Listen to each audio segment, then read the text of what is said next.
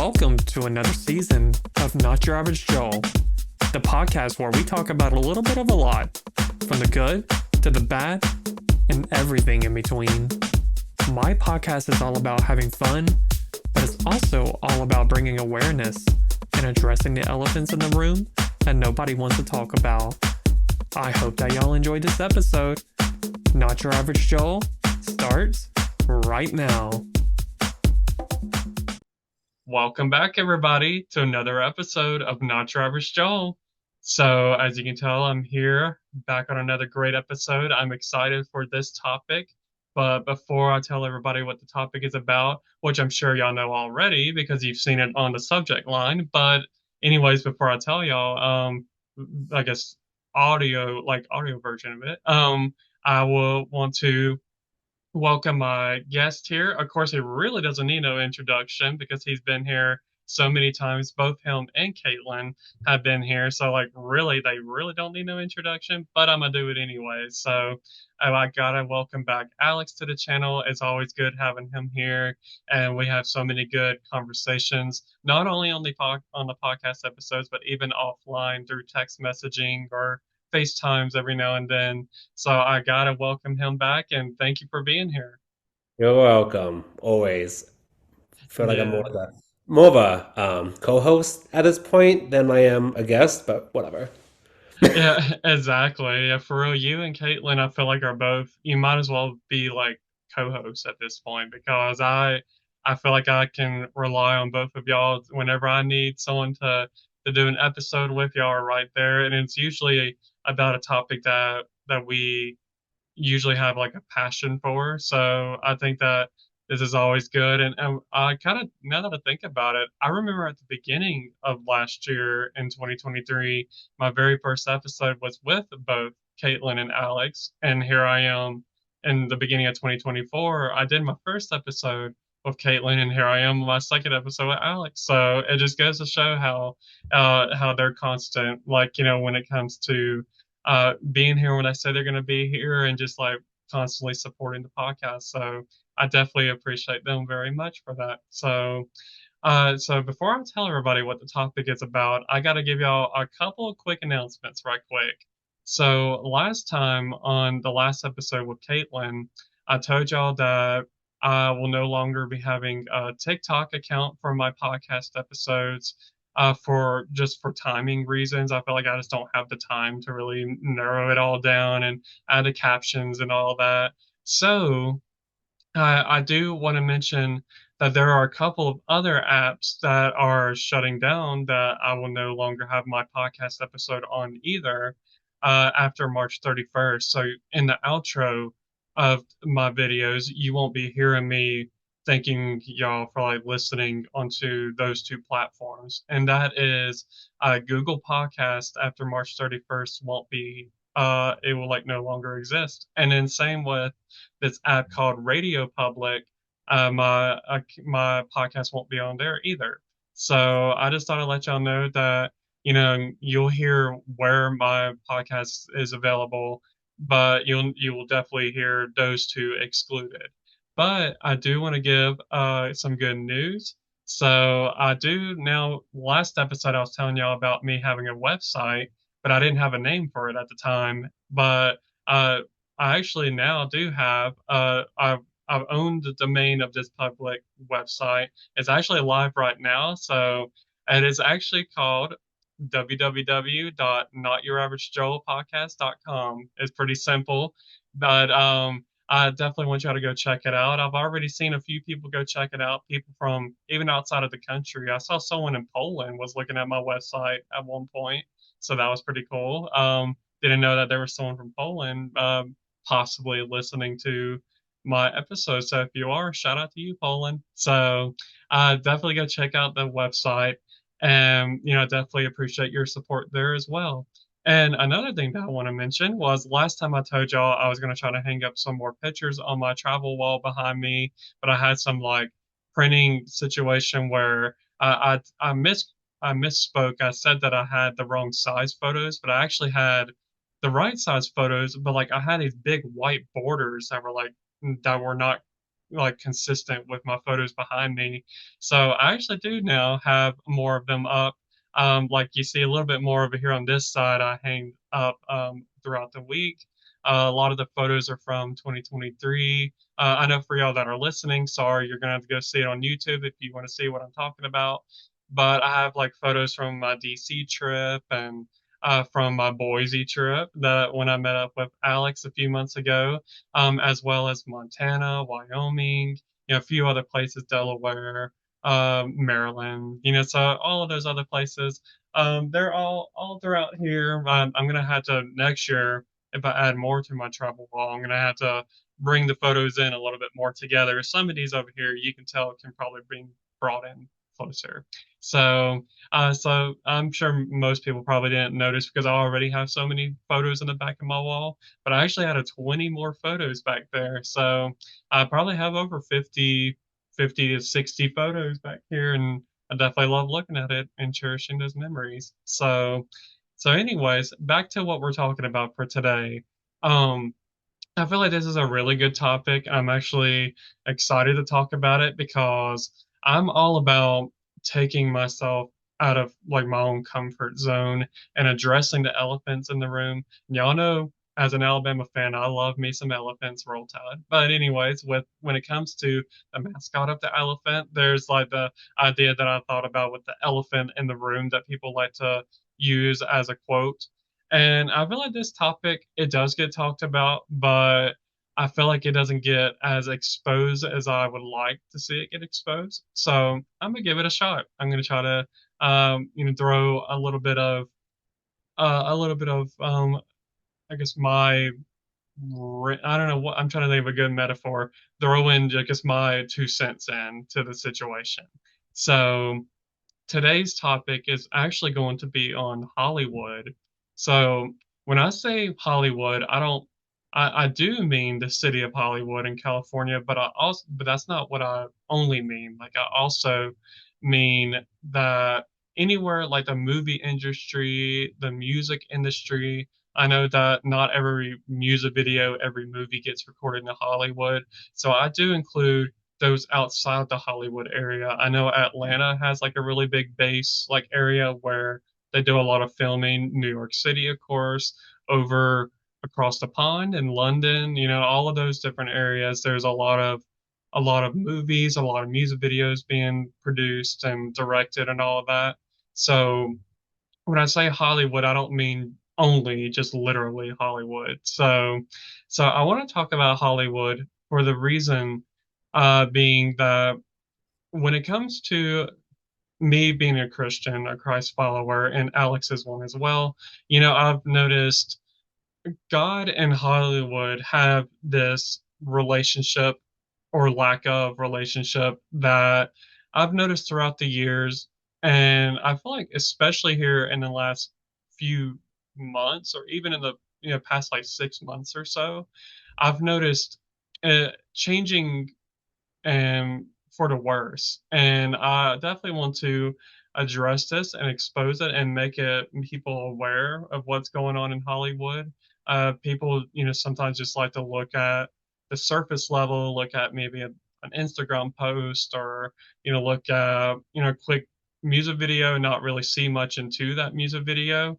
But I feel like there's a lot more that needs to be there's messages like subliminal messages that are kind of being like spoken of like beneath the lyrics of some of these songs and even the imagery of the music video or the movie and like it's almost like we have to read between the lines, and what I'm reading between the lines is scary when it comes to Christianity and Hollywood and all of that. So that's why I really want to talk about it. I want to see like some people, if only one person sees this episode and thinks like, wow, I didn't realize that there was all of this going on in Hollywood or movie industry, music industry, then I feel like I did my job. So I do have a few questions that I want to ask Alex. Of course, I'm going to put in my input as well. And yeah, I think I'm ready to start off with this first question. So my first question is this. I've heard of this phrase quite often that like once you go to Hollywood, it changes you for the worse. So I guess my question is this: do you feel like that this phrase can be true in most cases or all cases? I think so. Um, I don't think Hollywood makes bad people. I don't think they produce bad people. I don't think bad people go to Hollywood, but it's the environment, it's the competitiveness, it's the hustle and bustle of acting and Hollywood and entertainment that can drive people to do awful, awful things for fame, for fortune, things that God really says to stay away from. God is very anti-fame. He's very anti-fortune. But these people, they love the world. Well, actually, in my opinion, I think most most actors, unless you come from a privileged background, like your dad was a producer or your parents were rich and they were able to like afford an acting career.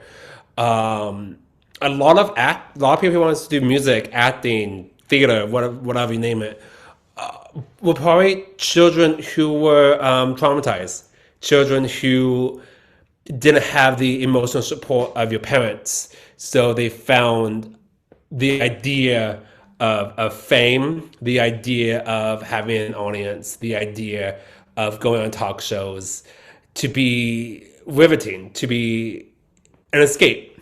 I know I did that. I'm not going to expose any secrets because I've never been to Hollywood. I never wanted to be a movie actor, but I wanted to be a stage actor and I wanted to do like jazz concerts. So I can say a little bit of secrets, quote unquote. But I also have not done any theater in like 2016, so 8 years now because I'm just not in it anymore. I don't like it. But growing up, at least for me, I didn't have the most attentive parents, very emotionally unavailable. So I would sit down and I would like get it. I would just escape to the movies, and it's so funny. You see movies that have the storyline of people who are living awful lives and then they go and escape to the movies or whatever and they see themselves on screen and they're like, oh, I want that, I want to do that. And that was me. I remember watching like interviews of like daytime talk shows with like Oprah and Ellen and well, those are the two daytime talk shows I watched growing up, and we now know the horrors, quote unquote, of Ellen and Oprah. But I remember just watching the TV, and they would just like, be promoting the movie, and they'll just like talk, and you just have the audience just like laughing at you, and I'm just like, oh, that's what I want. I want just to be paid attention to be loved, because I didn't get that from my parents. So I would say most actors have that mindset of, oh, I'm going to do movies because if I can't get that from my parents um, or from my family, I'm going to get it through the audience, through people.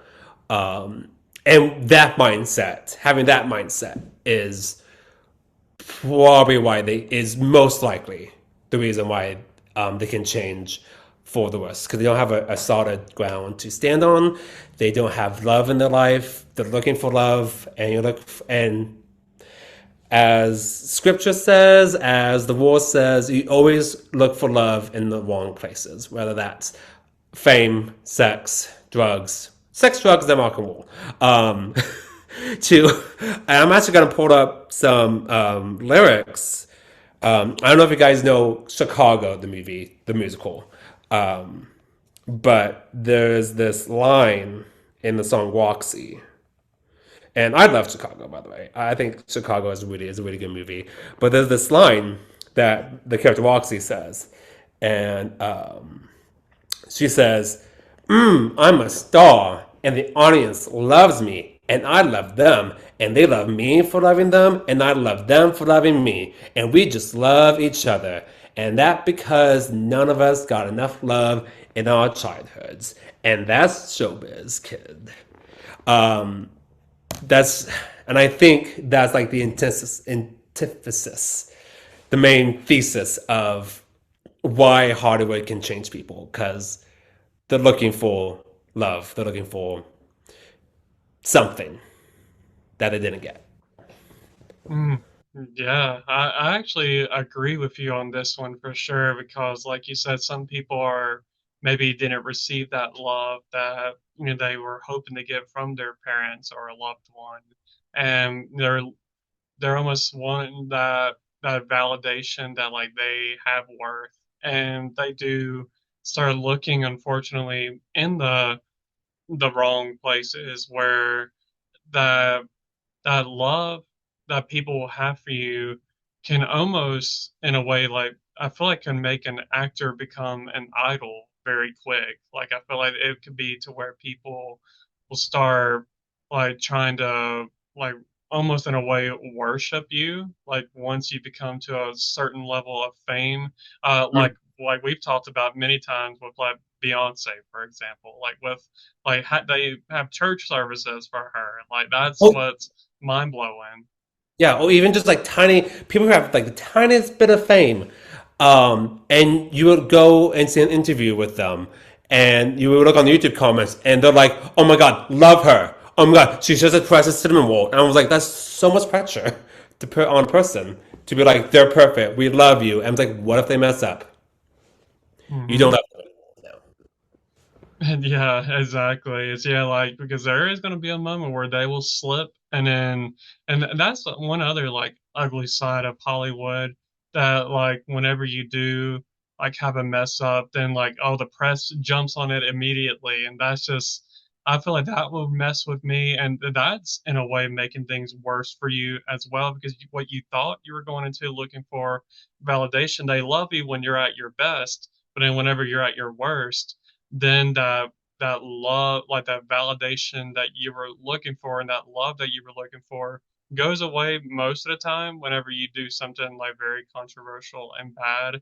And especially when it has something to do in relation to like discrimination or, just any kind of hateful like words that you say to someone or even definitely a crime too. Like I think that those are if people turn on you quick and then you're kind of back at square one like you're back at the point where okay when no one loves me like who is there that's gonna love me and I guess like the reason why I bring up the word idol is that I feel like we as humans like when it comes to our flesh like have this idea of like of course we want to be loved but then like some people have a little bit more of like they want to have this like self self worship or self gratification that like oh I like this I like this compliment here I like this there I want more more more and like and before you know it we become a totally different person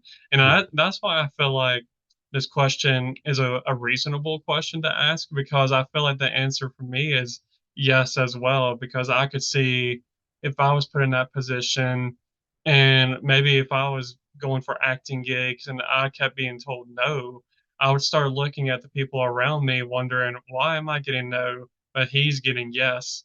And then you start thinking, is it the way I look? Am I too big? And like, is my hair done wrong? Do I need to grow a beard out? Do I need to shave my beard? Like, you start like thinking of all these like appearances at first, and it makes you to where sometimes a lot of like celebrities they go into like fully changing their look like plastic surgery they go into all kind of different scenarios where who you thought they once were they turn into a completely different person and sometimes people even change their names like from their legal names too and maybe because your name Joel Vance that don't sound like a good actor name you need to go into like you need to change your name to something different to make it sound more like smoother or it makes it sound more like oh that sounds like a star name so it's just crazy that like you have to but due to like Alex said the natural like competitiveness of Hollywood it makes you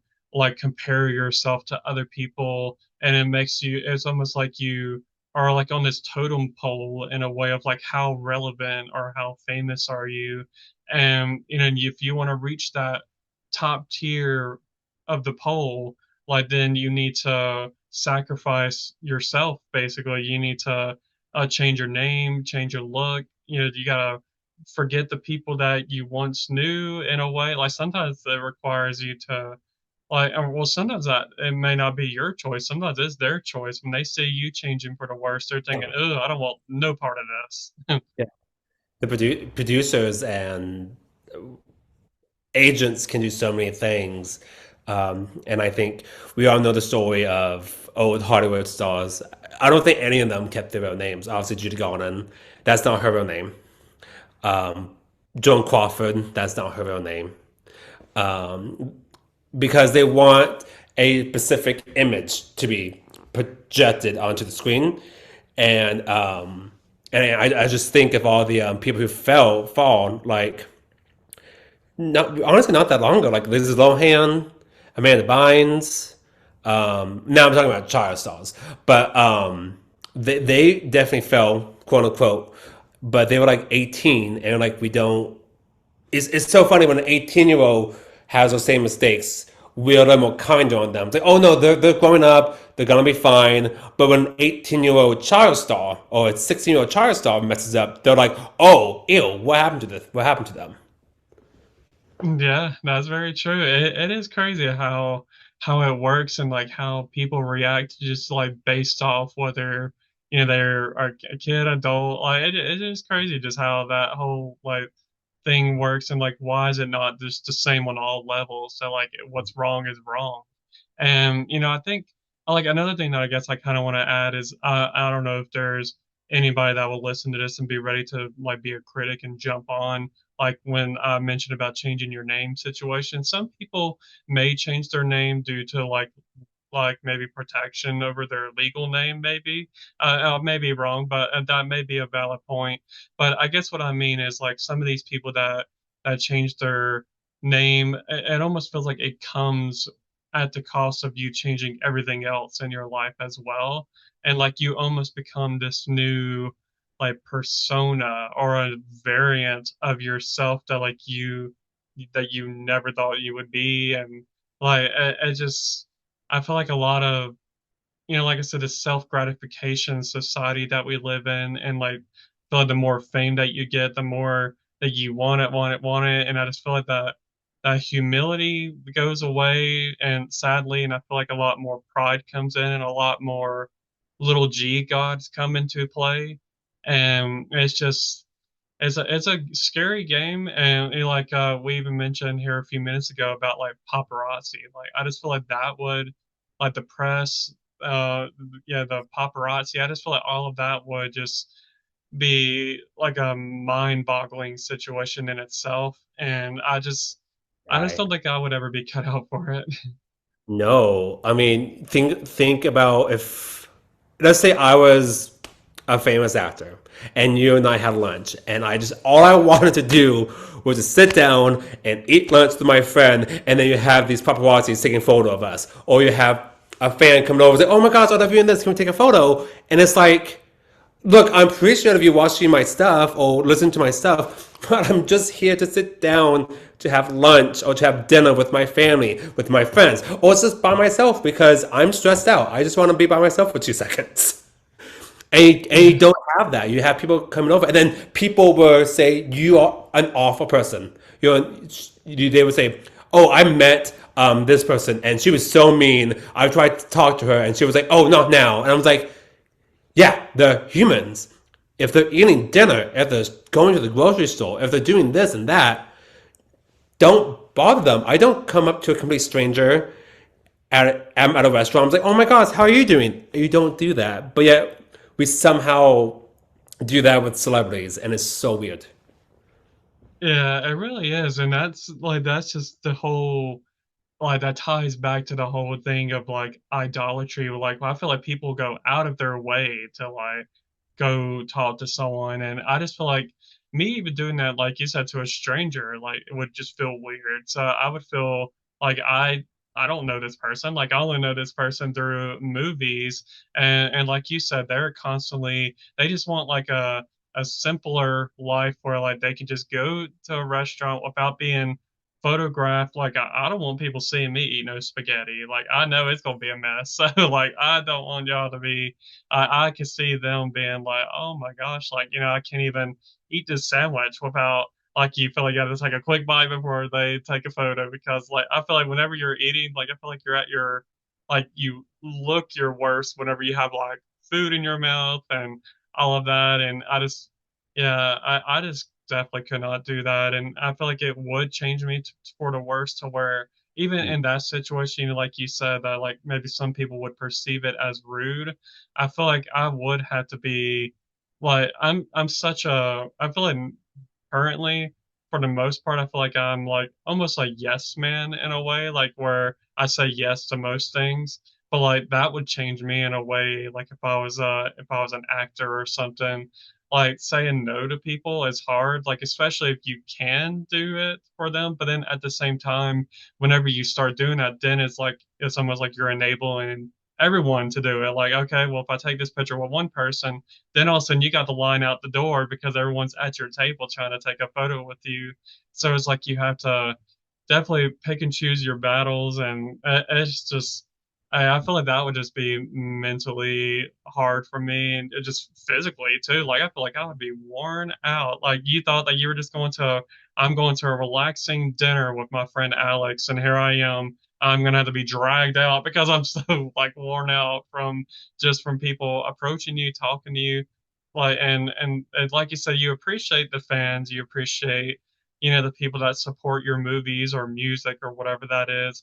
But at the end of the day, you are still human too, and I think everyone deserves a little bit of grace and a little bit of a break and just to be human. Like, anyways, I feel like once you become actor, I feel like you lose a little bit of your humanity. Like I feel like you, as far as like privacy and all of that, and it's unfortunate. It's just crazy how we live in a world like this where like we look up to celebrities like this in a way to where like we had to interfere with their lives, and I just feel like I wouldn't want to be the reason why I mess with someone's like like I feel like I would make them more stressed out. I would make them more just irritable, and I just wouldn't want to pile on to their situation. Yeah. And I'm sure some celebrities are very cool. I'm sure some of them are very like, yeah, you can take a photo with me, but like if I were to do that and they turn me down, I'm not gonna be upset because that was I should not have interrupted their dinner, their relaxing at the pool. I don't know, whatever the whatever normal people do, you just don't do it. It's it's so funny. It's just so weird that we make that common that we could do that to famous people, but we won't do that to a normal person down the street. Yeah, exactly, and that's like something that I feel like is I know it comes with its like pros and cons when it comes to being famous. I feel like more cons than pros in my personal opinion. But I feel like with the whole Hollywood scene, the movie industry, and all of that, I feel like it does come with that price of like you gain the fame, but then you got to pay for the price of people coming to see you and like and all of that. But at the same time, it is like there should be a little like section in our your invisible contract to like yes you do have fans yes you may get approached but there's got to be like a time and place for it and like maybe a That's, meet and greet or you know, something like that. that's why I say, like, if you want to meet Taylor Swift, if you want to meet Taya, if you want to meet Chris Tomlin, spend the extra 50 or how much it is for a meeting or VIP pass, and then do that, and then say hi for 2 seconds, and then you were able to meet them. But to go to any of those people, you just can't unless you like know them. Like obviously, if I knew Taya Oberwerk, I'm using Hillsong as examples. But if I knew them personally, or if I worked for Hillsong and I have the number, yeah, I could totally be like, hey, want to do this because I can. But we don't know them. We know them from the music, and we know them from the movies, and we know them from like interviews. But do we have their number? Sorry, I just don't have Lady Gaga on speed dial. I don't. I don't. I just can't call her. I'm like, hey, lady, do you want to get coffee tomorrow? No, I don't. But I know her music, and that's what we need to understand. That these people are strangers. Yes, we know who they are through their art, but that's all we are. We're just fans or consumers. We're not friends. Yeah, exactly. Is yeah, we have this surface level of like, yes, I know you through your music and like your movies and all of that, but like I don't really know you like that. Like you said, you don't have her number, so it's like you don't know her like that. That's like that kind of reminds me. I know this is sort of off subject, but it's in relation. But like it makes me think of like the whole Mariah Carey and J Lo situation where like I don't know her, but like I know her, but like I don't know her in a way. Like I think Mariah Carey said that about J Lo, and in a way, I understand what Mariah Carey means. Yeah, Yeah, like just because you know of someone, because like the only time maybe Mariah and Jennifer Lopez will ever be in the same room is maybe at the Grammys or at a like a performance. Like she has a number and then she has a number, but like outside of like an event, they probably don't text each other. yeah, exactly. Yeah, so it definitely I can understand Mariah Carey's standpoint because everyone would viewpoint it as, oh, she's so rude, stuck up, and Mhm. like and all of this. But it's like, I mean, yeah, who doesn't know J Lo? But like, I don't like my answer would be the same. I know her like through her music, but I don't know her. Yeah, And exactly. And then people are saying Mariah Carey is a diva, which maybe she is. I've heard. I mean, again, these are all stories, but that I don't think that was a diva moment. I think that was just her literally just saying, "I don't really know her." yeah, exactly. And I think that's why I'm all like I can understand her viewpoint and because I think some people are so quick to just jump on the side like assume something immediately, like whether she because maybe she is known for being a diva and like I said, which can make you become like a person that is like it's coming out of the worst, making the worst person come out of you, like whenever you Yeah. become a star. And I guess they're kind of using that to their advantage. Like, see, here she goes again. Mhm. She's going after Jenny from the block, and I'm not here for it. But it's like well, she wasn't really coming for her. She just don't personally know her. They're not friends like that. So I actually did finally watch the actual like original clip it came from, and that was the tone of voice she used. It was literally just like, "No, I don't know her." Like she wasn't being mean. She wasn't being like an awful person. Not trying to diss her. She was being honest and like, "No, I don't know her." Yeah. So yeah, definitely am definitely seeing her point of view for sure. Mhm. So, yeah, so I guess as we have spoken about, like, I definitely see where a lot of people do whenever they go Hollywood. I could see a lot of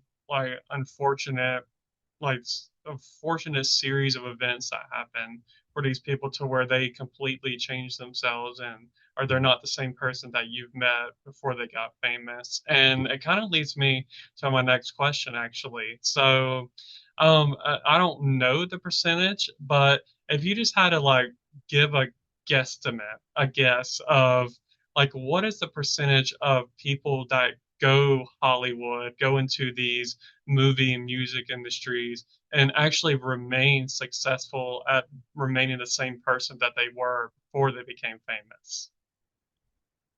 I don't know. I don't know. Because as Mariah Carey will say, I don't know them. I don't. I don't. I don't know because they're just every time they go on for an interview or anytime they perform on stage, you're seeing what they want to portray. Like as we do as normal people. I don't go out to my job or I don't go out to have dinner and I'm at my worst. No, I'm gonna show up and I'm gonna be almost on my best behavior unless something else happened. But I'm not going to work. I'm not going to a friend's house, which would be, I guess, the normal world equivalent to going performing and meet and greets, I guess. But I don't go to those places, and I'm being my worst. I'm obviously gonna at least portray a better quote, not really a better version of me, but like I'm not gonna like wear people down with like my stresses at work or my stresses in life, unless I trust you and I'm obviously on the phone with you for it. That's okay, but I don't know. I think I don't know the percentage, but it seems I do want to say at least I want to say Lady Gaga seems pretty much the same. I think I didn't go to high school with her. Um, who's like maintaining that famous hey hey hey sorry no no sorry my cat um, And Mushu. um she seems to like retain like the humbleness before she got famous. But on the top of my head, without doing research, I don't know. I want to say like maybe 10-20% of people probably remain the same. I don't know. Yeah, I would agree with that answer. I would feel like the percentage, if I had to guess, would be very low because I feel like once people go Hollywood, they do lose themselves and it changes like everything about them for the most part. I feel like maybe like you said, there are some people out there that maybe came into Hollywood humble and have like told themselves, I'm gonna remain humble, I'm gonna remain, like this person that doesn't glorify myself and like almost worship myself and become this idol and icon that gets worshipped and all of that and like I'm gonna tell you who deserves the glory. I feel like that is probably unheard of. So I would definitely say I wrote down 2%, but I'm gonna go with your 10% because I feel like there may be more people out there, like you said, we don't personally know these people, but I feel like if I just from the outside looking in, some of these people I would say that it is pretty low. That I feel like most people do change, unfortunately.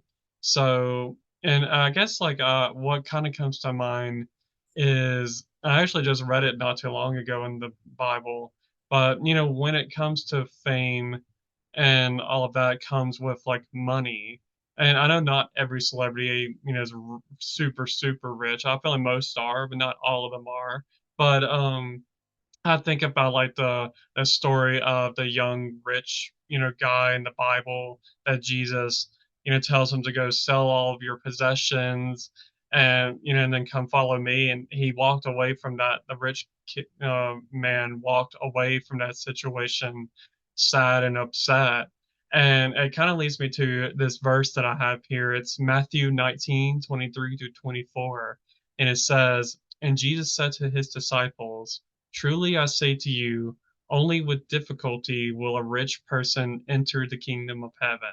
Again, I tell you, it is easier for a camel to go through the eye of a needle than for a rich person to enter the kingdom of God. And I know that this rich person, right now we're talking about Hollywood, so that's why I'm only talking about celebrities. But I understand that not only celebrities are like there's more rich people than just celebrities. I know there's rich doctors, there's lawyers, there's all kind CEOs, there's all kind of different rich Joel people. Osteen.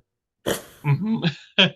Yeah, Joel Osteen. It's yeah, a lot of rich people out there. So I know that pertains to them too. But I guess whenever I think about this verse, and I knew that we were going to be talking about this episode of Hollywood, this came to mind, and I wanted to bring it up because I knew that it is hard for a rich person to look away from the treasures of this world when it comes to the money, the fame, the fans, the nice cars, mansions, all of that. And yeah, and it's feel like they worship these idols and these little g gods that they completely forget about who the true God is, and the reason for them getting in a position that they are in is that they worship creation rather than the creator. And it happens way too often to where they felt like, they always say stuff like, "Oh, I did this. I did this on my own." And I actually just saw this not too long ago on one of the award shows. I forgot which one it was exactly. Maybe Emmys or something like that. I think that may have recently happened. But and there's this woman that her name's like Niecy Nash or something like that. And Oh, I know yeah, she used to be on like these like clean house shows, and like it was like on like HGTV maybe, but it was one of those like, I'll clean your house and like you and like maybe renovate your house and all of that. But anyway, she's now gotten to where she's been in a few different shows and movies, and I guess she won, to be honest, I don't know for what, but I remember her and what's is kind of going viral, and I saw that she said something about like, like, who else I want to thank. She's like, I want to thank me, and I know what she means. Like when it comes to like believing in herself, and like, a lot of people told her, no, you won't ever make it to this point. But I feel like that's like, whenever I heard her say that, I think about like some of those that maybe don't have humility and that have a little bit more pride in their life, that they're thanking themselves constantly. They're never giving the glory to God for putting them in that position, or getting them to succeed in this area. And I just feel like that's like the mentality that a lot of them come with. So, and that's why my percentage is low, and that's kind of why I brought that verse up, just because I feel like, just to think about like that verse itself, about it's easier for a camel to go through the eye of a needle. Like the needles are very small. I know everybody knows what a needle is, and a camel is pretty big. And just thinking of that, a camel going through the eye of the needle, the very little point at the needle, it's easier for that to happen, and it's more than likely that would happen than a rich person to enter the kingdom of God, due to this whole like loving the world and like treasures in the world. And I mean, that's unfortunate. I mean, I know there are many rich people. There may be some rich people out there that actually use their money for good, but there's a lot that don't. it's true. Now even Joel Osteen uses his money for good. Sorry, that's my second slant. It won't be my last. Sorry, we need to keep calling out false prophets.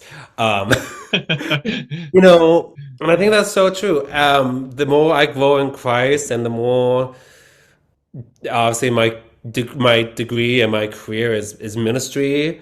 Um, the more I just don't think about money. I have money to live in an apartment, to get groceries, to fix my bike if it breaks down, to go to the hospital and to get medicine or whatever. But I was even like discussing about buying houses in New York, and I was thinking about maybe getting a mortgage, or it's my house. But then I'm just like, well, what happens when I move? I lose that house. What happens if this happens? I lose that too. So like, I know everyone's trying to say mortgage is better than rent, and it probably is, because at least you're buying something to go towards something. But like at the end of the day, if you're not gonna stay there forever, it's just gonna go away. So I think I'm fine renting for the rest of my life. And that's one thing I've been thinking. Like I think I could just rent my whole life. Like I don't, I don't. What's gonna happen? Nothing's gonna happen if I own a house or if I rent a house. Nothing's gonna happen when I die. Yeah. That house will go away. That money will go away, and without leave me either in the dirt, separated from God, or spinning internally with no shame, no sadness, no worry for eternally. And that's why I put my mind towards. Amen to that. I love that because, like, I think you bring up a really good point that came to mind as you were speaking. That you were talking about like having the opportunity, like if you need to go to the hospital, go to the hospital. If you need to, get your bike fixed, get your bike fixed. And I think about like especially here in America that like we have the luxury of these things that like other people in like third world countries don't have, and in a way like I feel like that's something that we should just be grateful for in general. Like I feel like we're never satisfied as like Americans, especially Americans. I feel like we're very ungrateful, and I feel like because we look at celebrities that are primarily in the U.S. I feel like we compare ourselves to them and we think like, oh well, yeah, I have a Toyota Corolla. Yeah, it's nice, but like I want the Lamborghini. I want, Mhm. that we started like trying to go after the Rolls Royce. We want to go after all the big like things, and it's just we we just can't see that we actually live a luxurious life. And another thing that you mentioned that like like if you pass away, what's really going to matter at the end of the day is whether you're going to heaven or not. Mhm. And I just thought it came to mind thinking about like celebrities. They came in the same exact way we all come in through our mom and of course our dad. And but through we come in our mom gives birth to us and then we all die the same way. We all get whether you get in a casket or whether you get cremated is not what I'm talking about, but more of this sense of you die as a human, you're born as a human, and what you do in this life is going to determine your eternal destination. And I think people forget that. Like I don't, y'all know that if well, I'm not saying Beyonce is going to die, but let's just say Beyonce Which passed she will away. eventually. Yeah, but like if someone very big and famous passed away recently, God's not gonna be like, oh my gosh, like this is Beyonce, let her in. Like he's not gonna be like, oh please let me, like oh Beyonce, like let me into the pearly gates, and you get VIP. Like there's no VIP. It's either you're on equal terms and God is above everybody and he's on the throne, or you're in hell for eternity. And people tend to forget that like this, if you're famous, it's only for temporary. Your status here on earth doesn't matter at all. Like it has no worth that like you were that I all I did was work at a drink or bottling company, but then someone else dies as a celebrity or a famous poet or a famous musician, and it's not going to matter at the end of the day. So I just that came to mind that like yeah we all are really human at the end of the day, but we almost take the human out of celebrities, and almost like they embrace it sometimes, sadly. We do. And what was I trying to say? Oh, I forgot my train of thought. But um it's true. We do. I've been kind of. I mean, I'm assuming there's a book out there that I'm not the first person to think about it, but I would love to read a book, write a paper on or do a sermon series on how celebrity worship is the new body, buy out. I don't.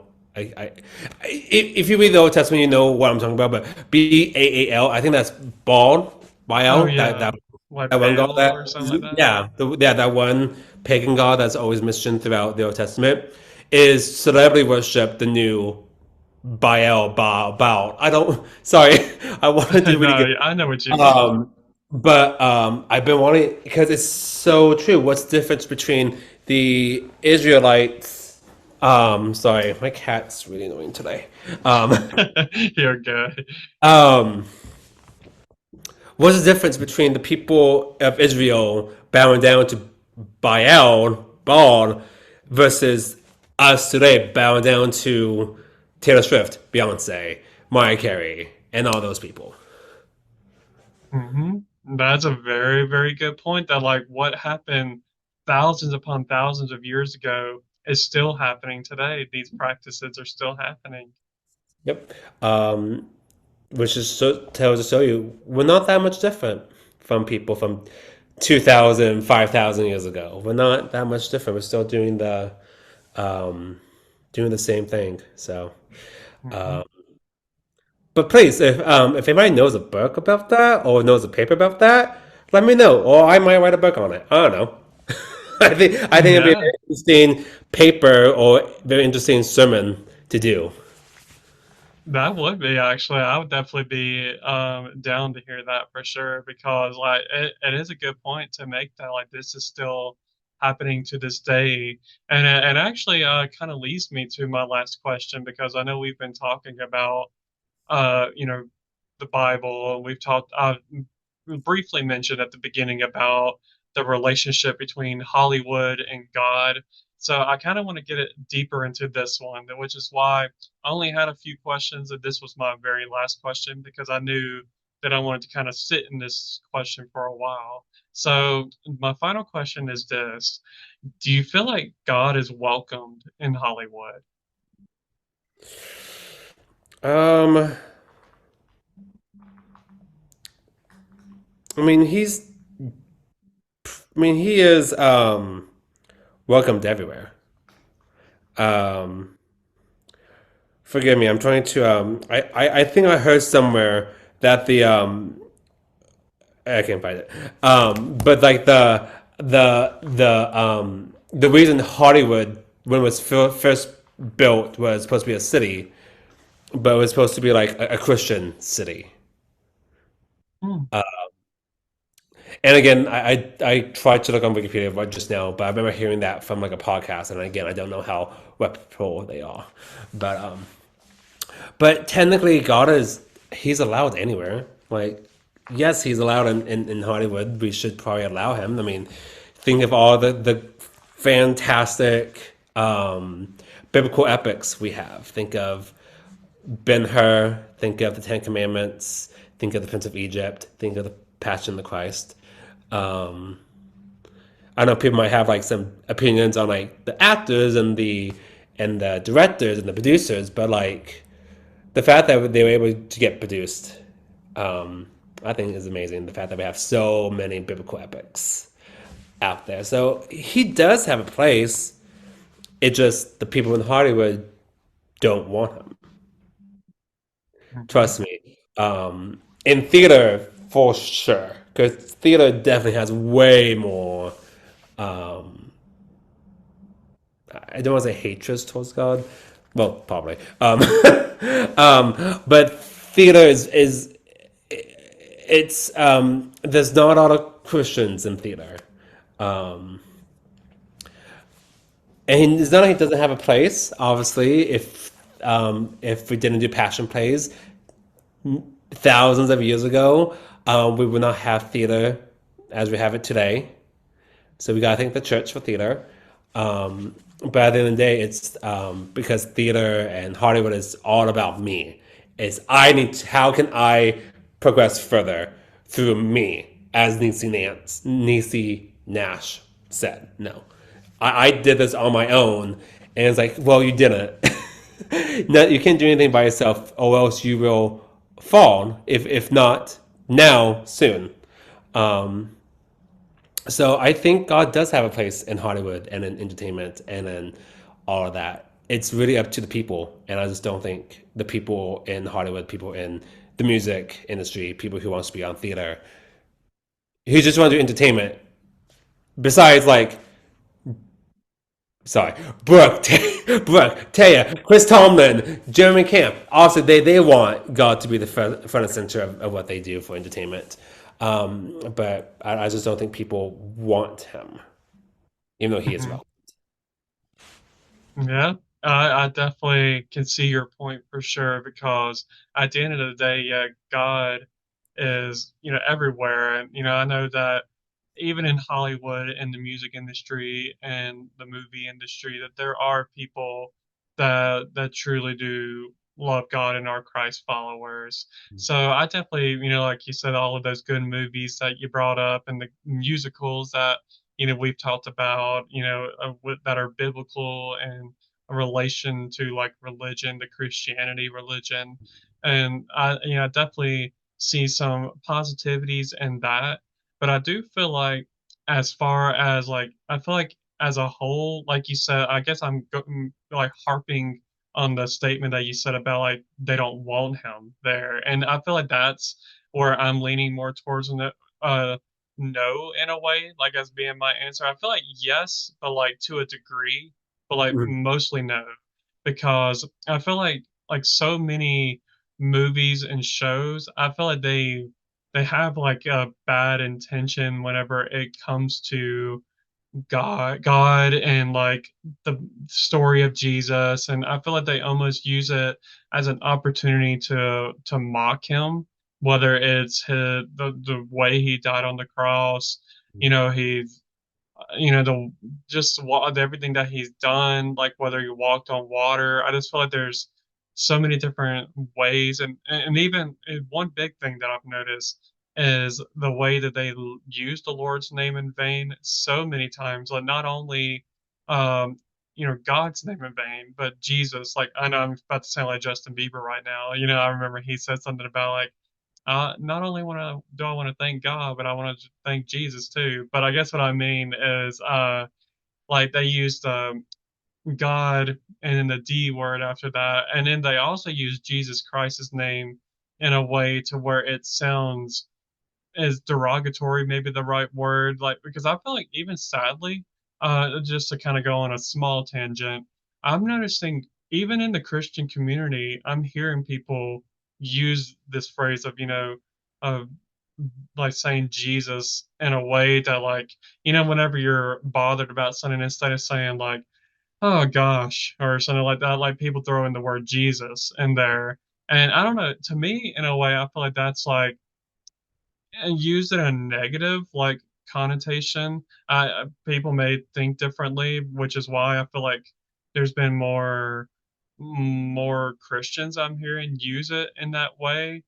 But to me, I feel like it's in a way like not not bad words, not cussing, but almost like slang that I feel like just has a negative meaning to it when you say when you're talking about, oh, Jesus, I love you, like it sounds different than, oh, Jesus. I feel like just the way that sounds, it makes it sound like, ugh, I don't know. It just makes me feel, even me just saying that right now, it just felt so uneasy.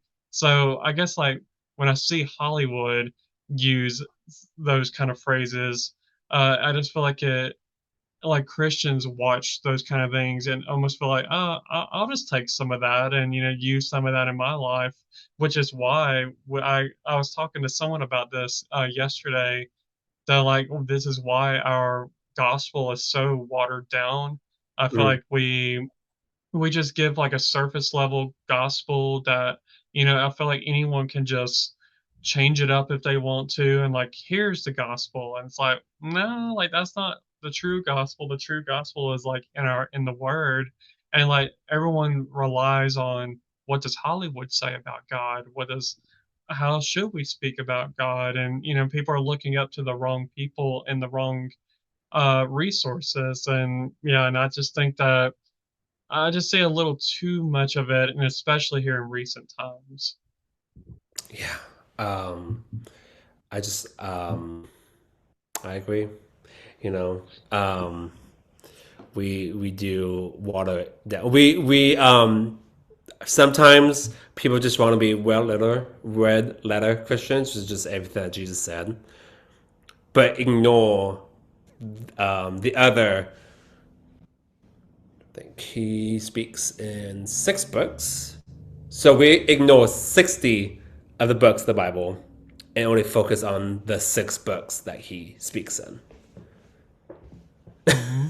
Yeah, yeah, that's just a crazy mindset that people have. Which I mean, I know people are thinking, yes, true salvation is through Jesus Christ, which is true, but at the same time, like there's no point in the Word of God being the Word of God if you don't understand it from Genesis to Revelation. So those people that have like the partial part, like they have the gist of what the true gospel is, but you gotta understand how we got to this point. Like all these people that prophesied about like the coming Messiah and thousands upon thousands of years ago, and just just seeing how true redemption happens not only with Jesus dying on the cross of us, but through the stories that we read. Like, I know y'all know, and I know y'all gonna be like, shut up, Joel. But like, just going back to Genesis with the story of Joseph, like me and Alex talk about it a good bit.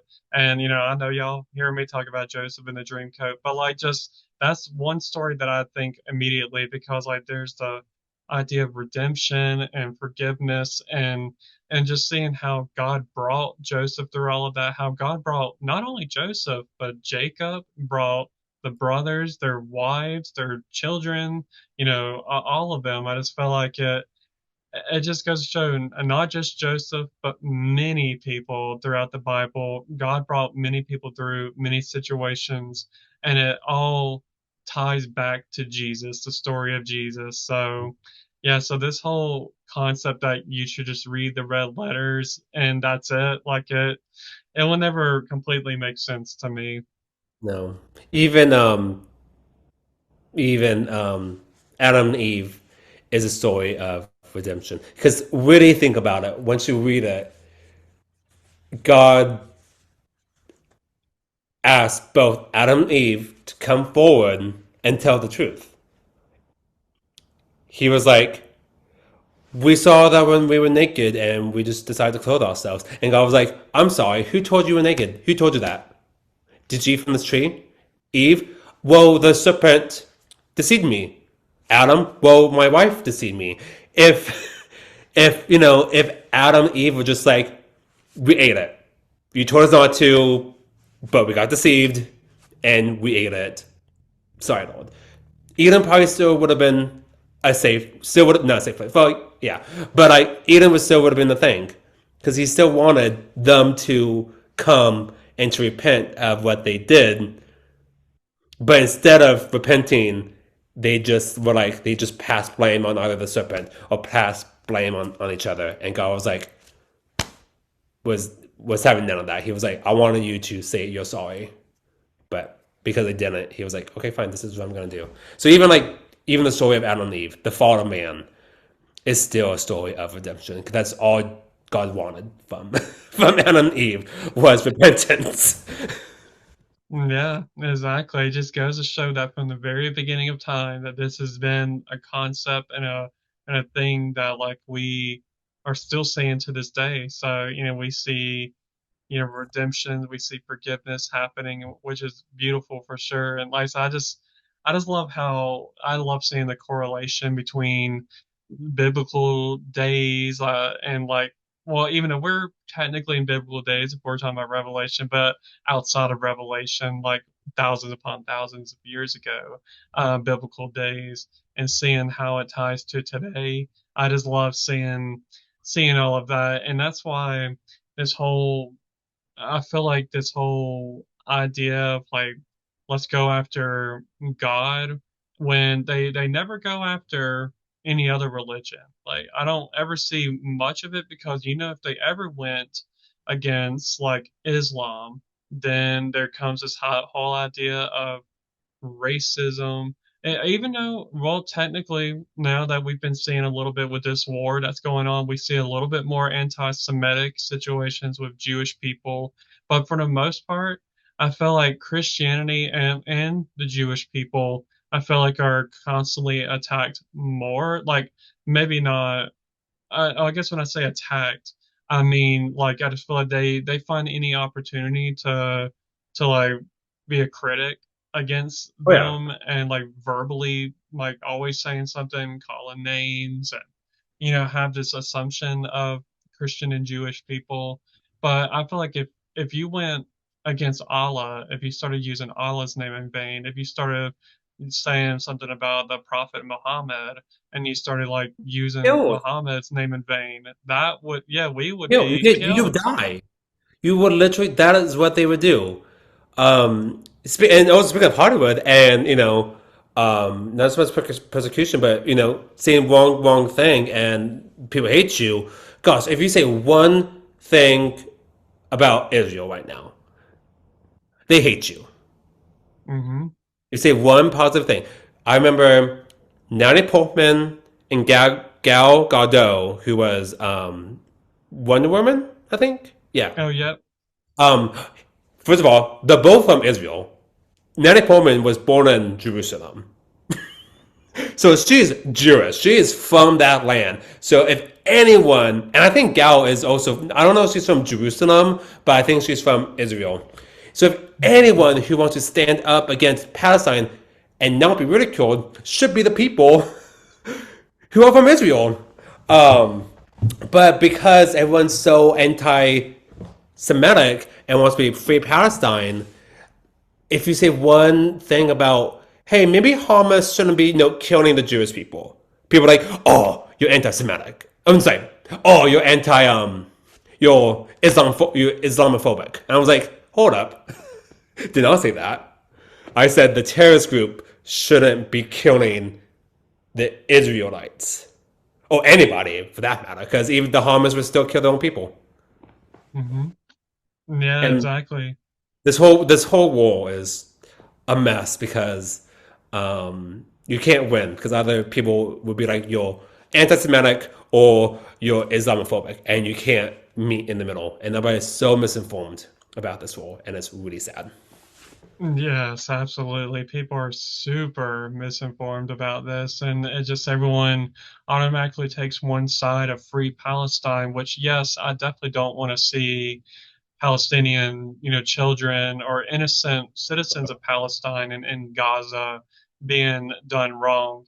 But what they need to be free from is the Hamas is who they need to be freed from. So not from I feel like there's just got to be some kind of peace there between Palestinians and Israel, and I feel like that this terrorist group is not helping at all. I feel like they're making it a lot worse, and it's bringing a lot more division. Which, like you said, kind of like with some of these actors that show their support towards Israel, they automatically get ridiculed. It's like, what happened to like free speech? Like, what happened to as first of all, like I said, these two that you mentioned, Natalie Portman and Gal Gadot, like they are from Israel, so it's like if anybody has any like say in it, it's the people that are native to that land, and it's mind blowing that we, especially here in America, I know it's a worldwide problem, but especially here in America, we're so entitled that like we feel like,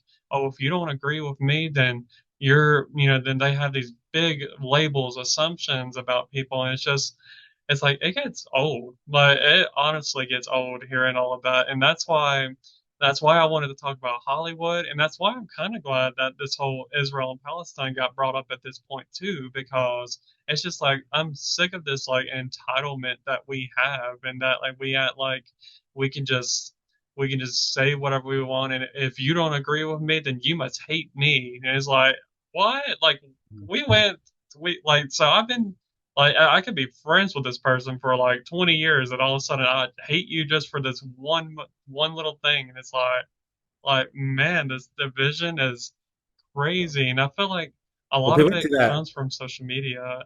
yeah, and people do that with celebrities all the time. Literally, they put out one bad song, and they're like, "Oh, not a fan of those anymore." Yeah, that's One bad true. movie.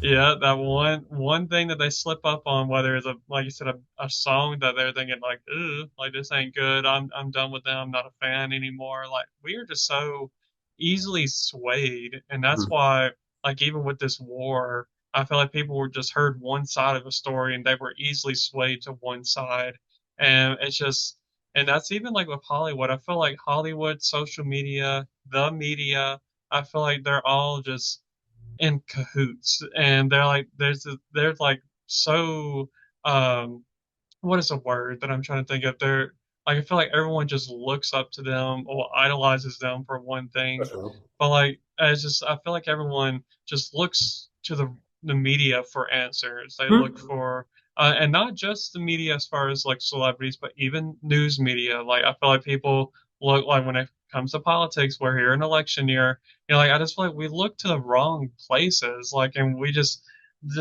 at the end of the day, all we have is right here, the Word of God, and like we have the answers to our questions here, but like no one is willing to hear it, and it gets very frustrating because Hollywood is so prominent and so like just We'd out rather there big. Yeah.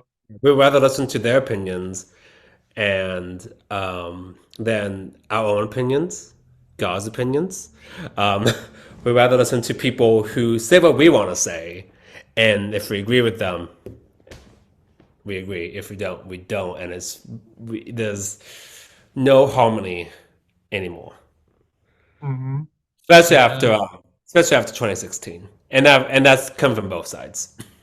Yeah, exactly. Yeah, with that election, it did bring a lot more division amongst us, and I feel like yeah, the movie industry, the music industry, Hollywood, all of that is not making it any easier, and I think they're just there making it more chaotic, and who's the god of confusion? Satan himself. I feel like he's little g god, by the way, but he is the god of confusion. He wants to have everyone not even know like what's right and what's wrong, and as we see, they embrace a lot more darkness, especially here recently. And I feel like there's many artists out there that are super famous that get glorified, and but at the same time they are almost they used to, I feel like very, I'm trying to think of the right word. I feel like now it's so out there. They're not scared to admit Satanism, like, like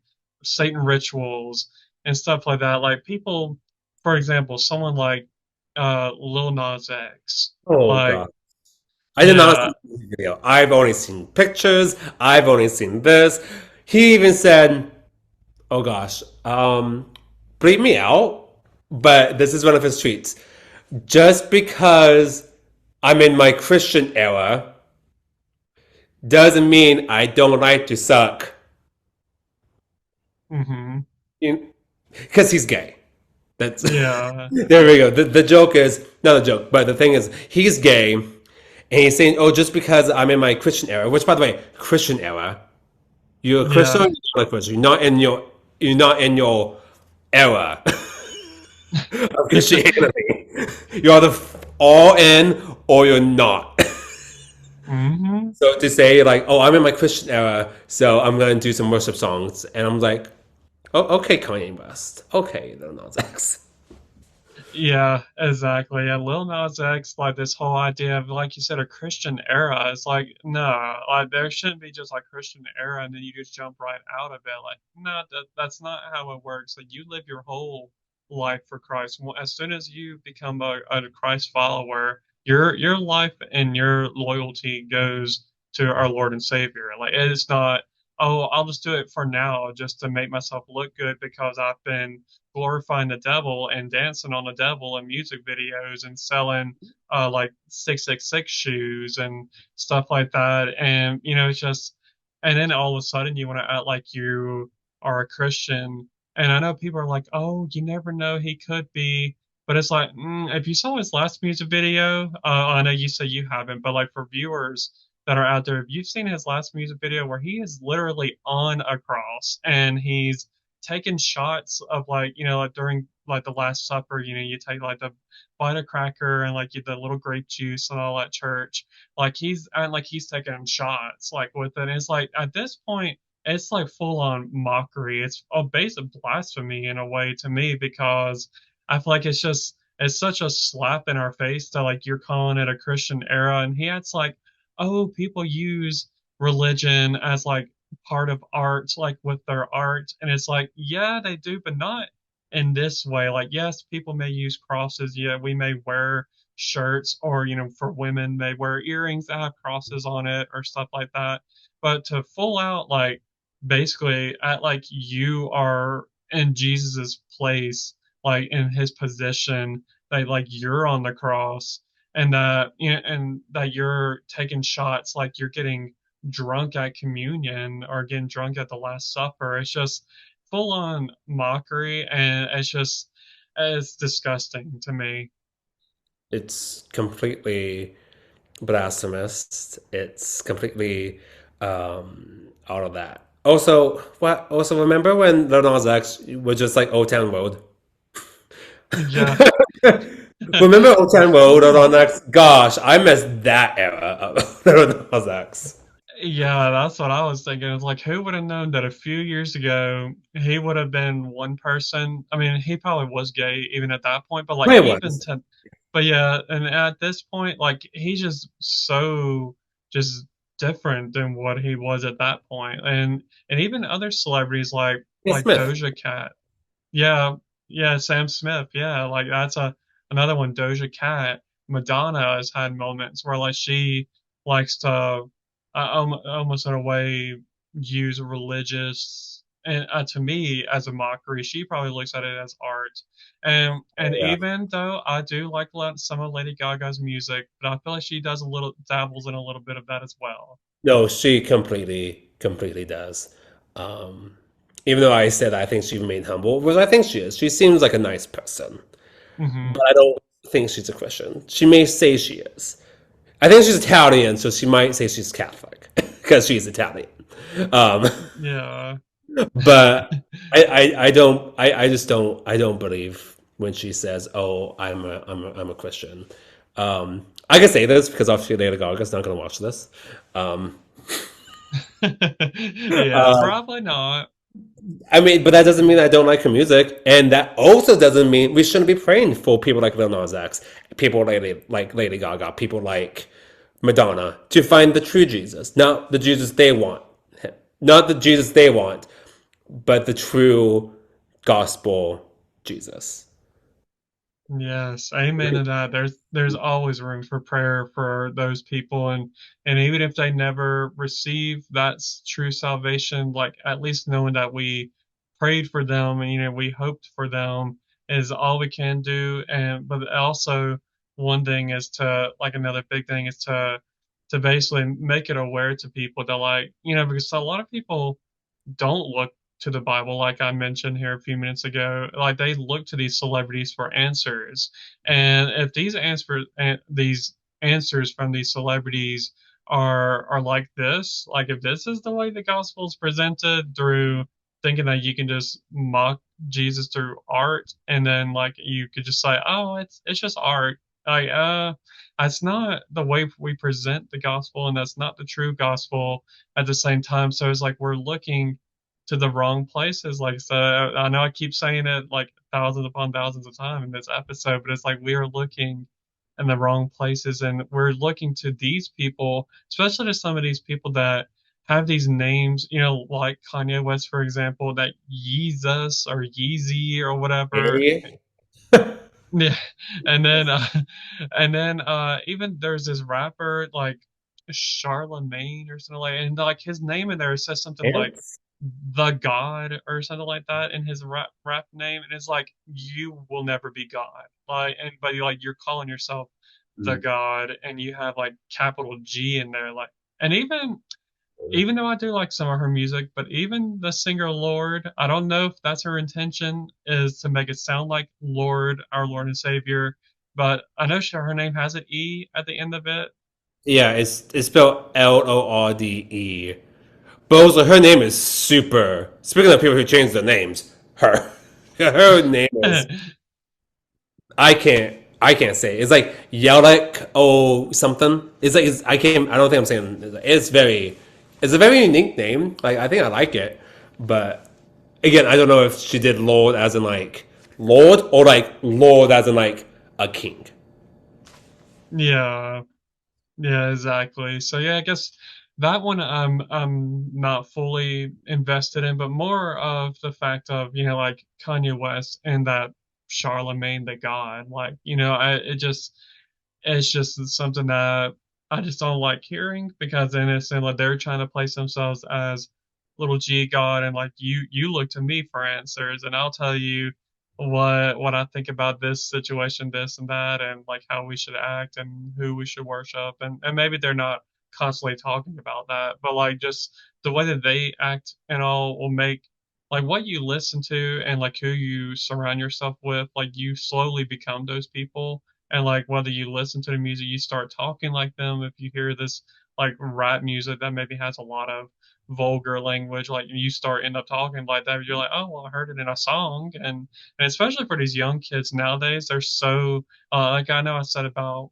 us as Americans, we're easily swayed, but especially the kids. I feel like you're in that age where like you're growing and you're learning, and like when you hear adults like singers, like rappers, start using language, you think like, okay, well, okay, that sounds cool. So like you start using all of it, and then people start like, where did you hear that? And then that's where the learning process happens. So I just feel like our kids are being infiltrated with a lot of this Hollywood mess that like almost like you don't need God, and like we don't want God, and it's just it is going at a fast pace, and that is exactly why I wanted to talk about this, because like I said, if even one person sees this episode and like decide to change their viewpoint on Hollywood, I would see this as success, see this as a success. And also I guess another thing that I do want to mention is that I know people are going to be thinking, so you never go watch movies, you don't go listen to music, and it's like, no, I still go to the movies. I still listen to the music, but I'm just aware of like the reading between the lines, like I said earlier. Like I see not every movie is terrible out there. Not every movie is going against God and going against Jesus. But I just mean that there's some like undertone of it going on, even in stuff like Marvel movies. Like I'll hear a little bit of different things where I'm like, do they have to throw that in there? Like why? Like it just seems so unnecessary. So, I guess that's kind of where I'm going with. So don't be going outside the movie theaters and like protesting and quit the movies, like quit No, going to the no like movies. protesters. Yeah, I personally don't like protesters just because I know you're allowed to protest, but gosh, there's so many things you could get done that doesn't require you to protest. That gonna hmm be a bit more what's the word? Not eventful, productive. hmm Yeah, exactly. There's a lot more things that you can do because, for one, people are not going to stop going to the movies if you're out there protesting. They're still going to walk in, get that buttery popcorn, sit their self down, and watch a movie. So they're not swayed by you just saying stop going. And so, I think, like you said, there's a lot more productive ways of doing things than protesting for sure. Yeah, I mean, it's the same. If you could flip on those, it's the same time thing as Christians protesting at gay pride events or gay pride parades. Like they're not gonna listen to you. You know that people are just gonna walk by you or spit at you, right? And then you're gonna be like, "Oh, I'm persecuted." And I was like, "You didn't have to protest in the first place. You could have just not done anything." Yeah, that is true. Like you can really put that protest into like so many different situations, and the outcome is probably going to be the same, where like not much change happens because it really makes no difference to me. Like I feel like more differences would be going, like if it was something that you're really passionate about, like going to, like I don't know, like the wall, like go through the wall.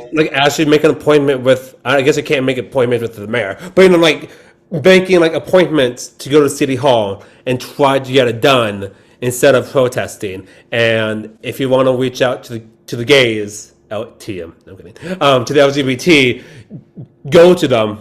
Don't protest with a sign that says Leviticus 18:22. Talk to them. Go have dinner with Yeah, them. Go have coffee with them. There's better tactics than protesting. So I thought on a tangent, but in my opinion, protesting is not worth it. There's better tactics. exactly. Yeah, I agree with you. I think that that's definitely a really good point. So like, basically just at the end of this, all what I'm telling y'all is just don't go protesting. First of all, at all, but especially the movies, just because I'm talking about the exposure of Hollywood. Because I mean, I don't think anybody's gonna be that influenced by me just to go do that. But you never know. Someone may think if they've heard other people say it, then they're thinking, okay, well let's just ban Hollywood altogether, which is never gonna happen. But you know, just go into like whatever movie you watch, just pray to God for discernment, and and I think that the Lord will allow you to see what needs to be seen. And like I guess like one good example, I know I'm like slowly closing out of this topic, but like one example that I'm thinking about is the movie Noah that had Russell. No, I almost said Russell Brand.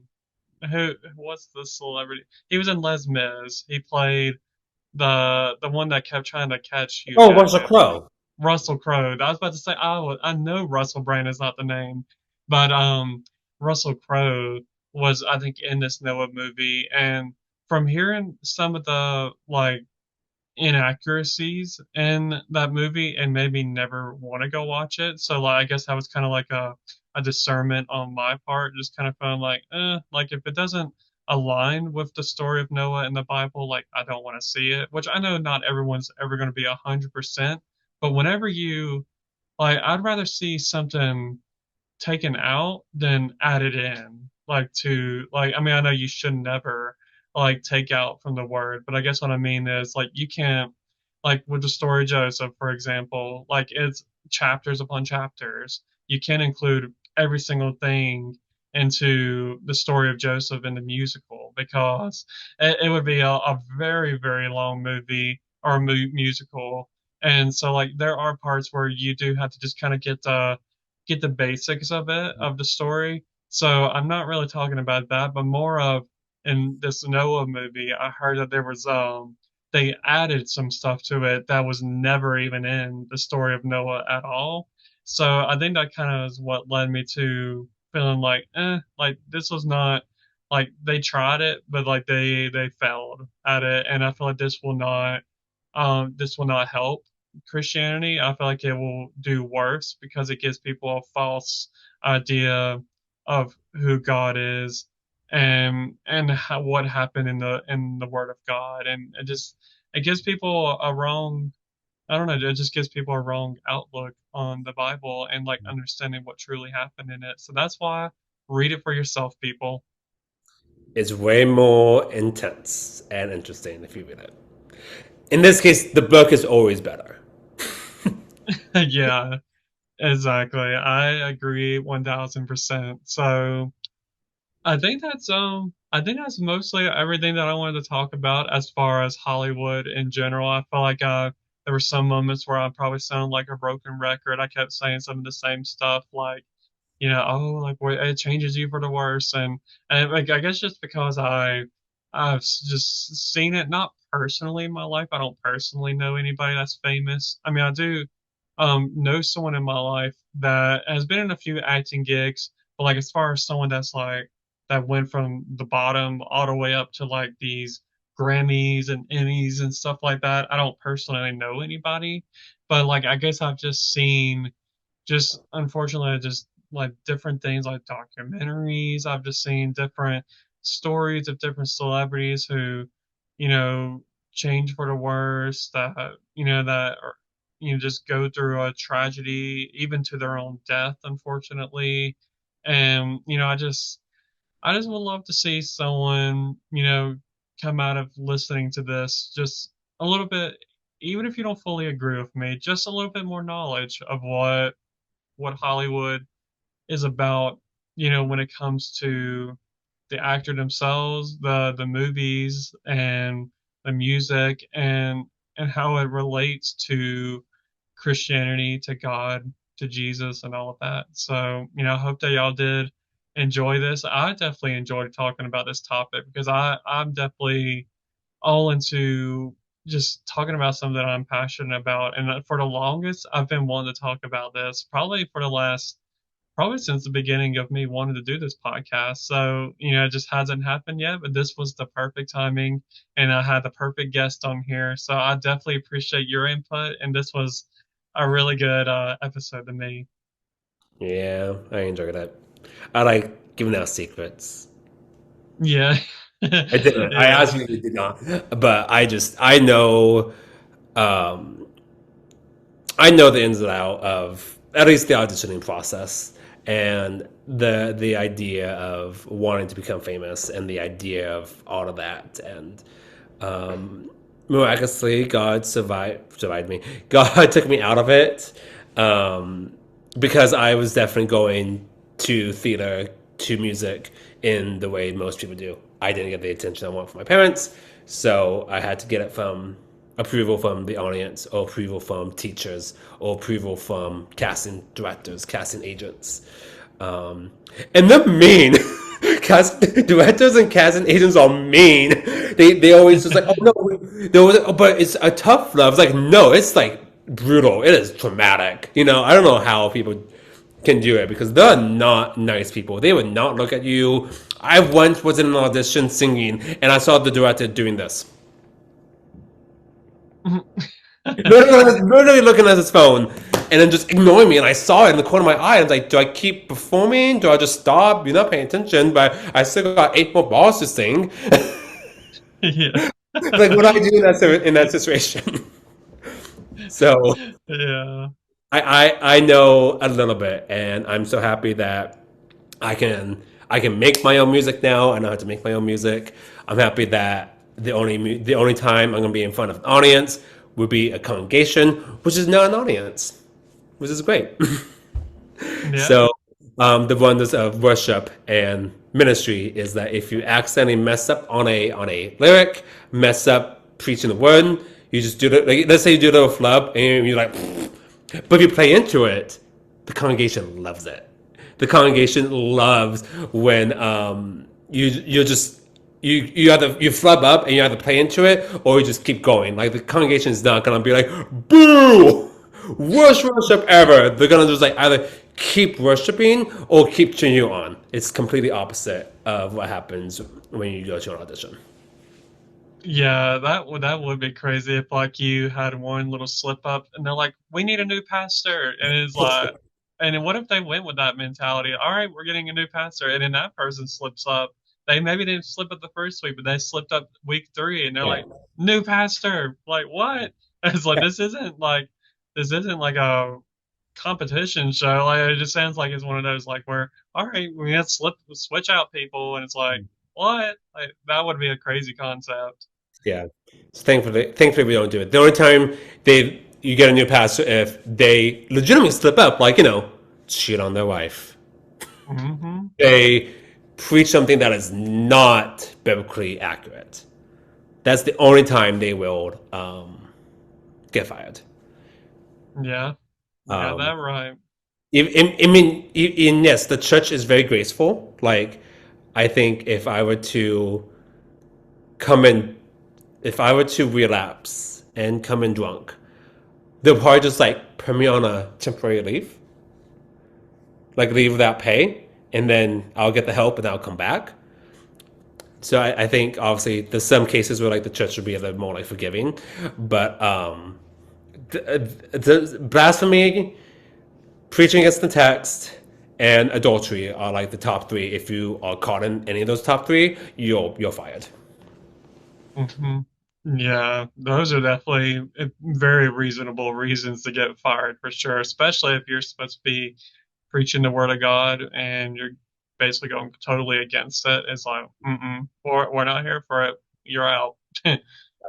Yeah, So, yeah, so I'm glad that you're in the position that you are now because I know, like he said, he was never ain't going to go towards Hollywood, but like he has done like some past theater stuff, like whether he was, younger in his teen years and his, young adult years, got into theater and like in a way theater and movies and all of that, they interchangeably and they like come together at times. So I feel like that's why he was a good guest to have on here because he has a little bit of like a little bit of like he knows more than what I know when it comes to like what it takes to become an actor, even though I know he hasn't like become like he was never like in a movie, but like he knows like how to read scripts and remember his lines and stuff like that. So, which is, like we mentioned, how they interchangeably or like they come in together and coincide together. So, I think that this was a really good episode, and I appreciate you being on here. Well, you're welcome. Anytime. Like next episode.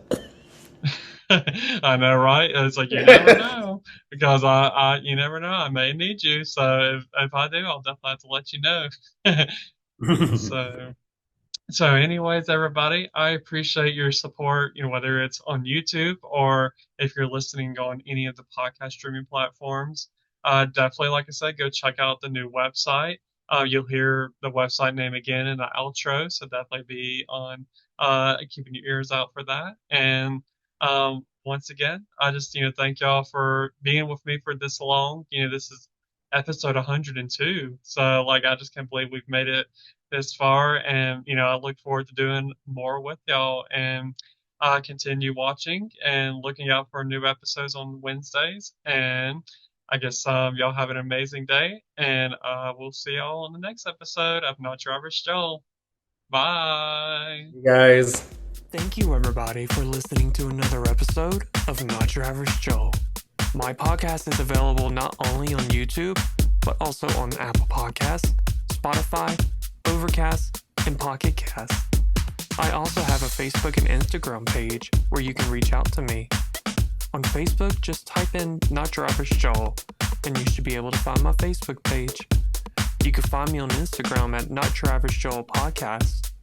I also now have a website where you can find all of my resources there, along with learning more about who I am and what my podcast is about. You can go to www.notyouraveragejowelpodcast.com. I've been in the world of podcasting for 5 seasons now, and I will never take this opportunity for granted.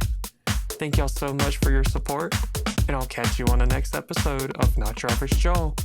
Goodbye.